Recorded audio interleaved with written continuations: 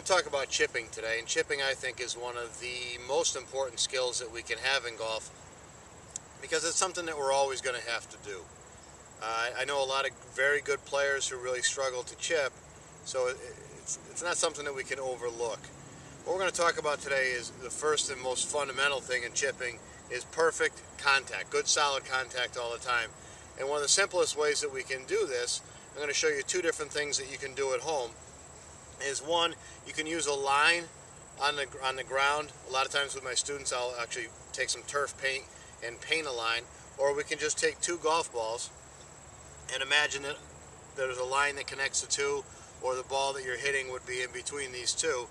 And what we want to see is that the club is always going to make contact with the ground just in front of where the ball would be.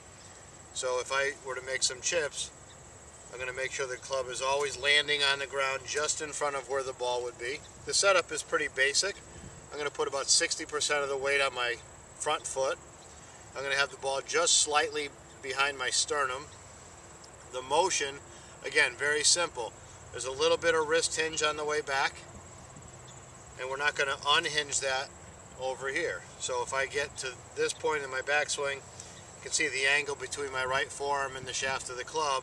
I want to notice that in the follow through I have that same angle. Another great device that you can get, costs you $2 at a Home Depot or a Lowe's, just a driveway marker. What we want to do is really extend the shaft of the golf club, and it's a great training aid.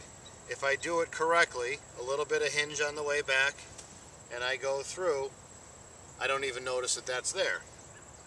If I make the death move in chipping, which is this, okay, now that stick is going to hit me in the side if I start flipping my wrist.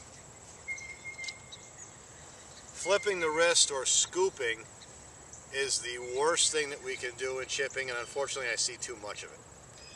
What ends up happening is the golf club moves away from this position and gets into this position at impact. And if I have a nice close lie in the fairway, I get that, and it's kind of a skull. So it's always a... People that struggle chipping tend to make that move, and it's a scooping or a throwing the club head at the ball type of motion. So again, 60% of the weight on your front foot, ball ever so slightly behind the middle of your stance, a little bit of wrist hinge in the backswing, and that wrist hinge doesn't go away. And eventually I hit a few shots. And I want to see that, again, the club is landing on the ground in the right place, which is just in front of where the ball was. So I'm getting a slightly descending angle down into the ball. The ball comes off the face, and then the club's going to get into the ground. Again, at home, even in the wintertime, work on controlling where the club lands, and use the driveway marker or some kind of a stick to give you the reminder that if I do make that motion with my wrist, it's going to tap me in the side. Thanks a lot.